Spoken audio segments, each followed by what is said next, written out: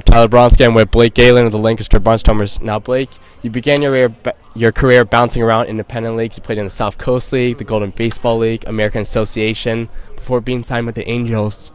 So it's kind of tough to get noticed in those leagues, as good as those leagues are. So what do you think made you stand out that the Angels wanted to sign you and take a chance on you?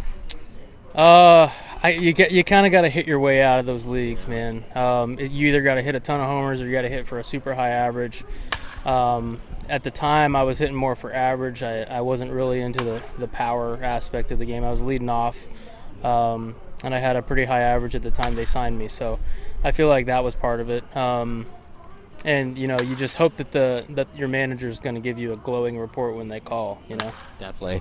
Did you play with Mike Trout at all during that year? Because I know he was with Arkansas a little bit during that season. So did you get a chance to meet Mike at all? Yeah, actually, when I first got there, he was up in the big leagues, and then about a week later he came down and played with us for most of the rest of the season. Right before our playoffs started, he got called back up. So yeah, I spent probably a month and a half to 2 months with him. I was in left or right, and he was in center. So that was a pretty cool experience. Yeah, very cool. You joined the Lancaster Barnstormers 2012. Really, everything was clicking for you that season. You batted .338. Just a really good year overall for you. So what was clicking for you that season? And I'm sure you could have cared what the pitchers threw you. You were gonna hit it. So what was working well for you? Yeah, I mean, I started off actually really slow that year, and it took me a while to kind of get clicking. And from that time on, I kind of figured it out, and I kept it going throughout the full year. But the first month or so, 3 weeks, the first month was kind of slow for me. But figured some things out in terms of consistency in my swing a little bit and my approach, and just kind of from then on out, I feel like every at bat was super competitive for me, and I was hitting the ball hard a lot. Yeah, most definitely. 2013, you went back to Lancaster before being signed by the Blue Jays. Went to AAA and Buffalo for them. I always spent 8 games with the Blue Jays AAA team. So why do you think your tenure with Buffalo was so short? And did the Blue Jays give you any indication they wanted to re-sign you though for the next year? Well, I got there so late. I got there, I think, the first week of August, and I think the season ended August 31st. Okay. So I played with them and got hurt. I ran into the Twins' first baseman, and he kind of jacked up my quad. So I was out for the rest of the year, which was only about a week at that point. So I mean, I did well enough, I think, to show them what I could do. But they, organizations have their guys. I got picked up so late. It's all part of the business. But, I was a free agent after the World Series, so they didn't have to release me. They didn't have to give me any notice. But they were nice enough to let me know that they were going to go a different direction. Yeah, gotcha. 2014, again, back in Lancaster, and that's the year you guys won the Atlantic League Championship. Really special year for you guys. You guys had a lot of key contributors on that team, yourself, Lance Sawatsky, Greg Golson, Ben Francisco, a ton of other guys. So what would you say made that championship team so special and just made you guys so tough to beat? It's hard to pinpoint one thing. All the way through the lineup, we were pretty solid. I left mid-season to go to Mexico, and when I came back,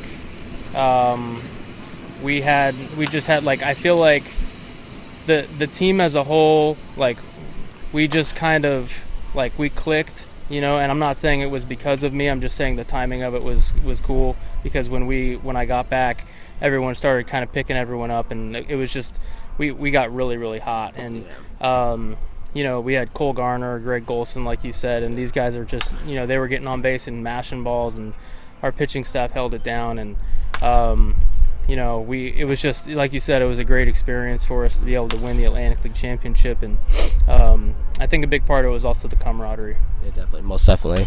Again, next season you split with Lancaster again, but you also more opportunities kept coming for you. The Angels picked you up again, went to Arkansas once again. So was that kind of like deja vu for you, going back to the Angels organization and Arkansas 4 years later? Yeah, definitely. The thing is it was a different regime. The Angels, it was a different Angels regime up in the front office. So, it was definitely cool to be able to go back there. Obviously, at that age, you want to be at a higher level than AA, but you'll take what you can get at that point. And going back there kind of as you're kind of like your old stomping grounds is kind of cool. And then when I got there, I was kind of the older guy, where I was not the older guy before, and so I had a little bit of a different role in terms of being like a clubhouse leader there, which was also a cool thing for like I still keep in touch with those guys that are on that team because they're younger. They're asking me questions, which it was just a really cool experience to be able to watch these guys in big league camp now and do their thing. And you'd like to think that you had something to do with that, whether it's just one thing you told them. So yeah, it was awesome. Absolutely. I want to ask you about Team Israel, the World Baseball Classic this year. Obviously, it's probably your biggest baseball event in your life. You're playing in front of 20,000 people, not including people watching you on TV. You played in Seoul, Korea, and then the Tokyo Dome in Japan. Have you been able to reflect on that experience yet, and just like what that meant to you to be part of that team? Yeah, I have, and I tell everyone when they ask, it's one of the first things people ask when they haven't seen me in a while, and it never gets old talking about it because it's definitely the best experience of my life. And like you said, starting off in Korea, playing against, or playing in front of like 20,000, then going to Japan, playing in front of 43,000, and they're loud. It's the whole game. They're nonstop. They're chanting. They're singing. They're banging their noisemakers. And it was just, the atmosphere was electric as soon as you walk in the building. 25,000 people there before the game even starts. It was unbelievable, and it went by way too fast. Now, you guys were going up against some big-name players in that World Baseball Classic. Dae-Ho Lee for South Korea and Xander Bogaerts, Didi Gregorius for Team Netherlands. And I think Nate Fryman put it best in the Players Tribune that you guys were just a bunch of minor leaguers going up against those big-name players. So were you guys confident at all going into the tournament that you guys could compete against some of those good-name players? Yeah, absolutely. And that's the thing, is because we didn't get any credit going into it just because of who we are. And, we know what we're capable of, and we know how the game of baseball works. So we had a lot more confidence than people probably thought we would. And then when we won Pool A, I think we all knew in our heads and then in our hearts that we were going to make it at Dodger Stadium. It just didn't happen the way, it wasn't a consolation to come in third in that pool. You know what I mean? We wanted to win it. We wanted to go all the way. We knew in our hearts that we could beat the Netherlands because we knew in our hearts that we could beat Japan. It was just a matter of doing it. And, when the cards fell, we came up short. Yeah, absolutely. Now, what was the fan experience like for you? I'm sure you guys were kind of like treated like major celebrities during the Classic. Was there a lot of like autograph requests and just fan encounters in general? Yeah, it was amazing actually. I was walking the streets of Japan, of Tokyo, and like just going to get something to eat or whatever with the guys, and there were these fans out there that had my Lancaster Barnstormers baseball cards. Like they had dozens of them, and I'm like, there's no language. There's a language barrier obviously was there, so I can't ask them how they got it. But I'm thinking to myself, these guys are prepared. They know who's coming out here, and like I definitely felt a little more like grade A celebrity, than the D+ celebrity maybe that I am in the Atlantic League. So, it was definitely pretty cool to, we stick out like sore thumbs out there, obviously. So they know why we're there, and any chance they had to get an autograph or a picture or something, they would take it. It was pretty cool. Yeah, that is awesome. That's an awesome story. Now this year, there's a lot of guys from your World Baseball Classic team in the Atlantic League this year.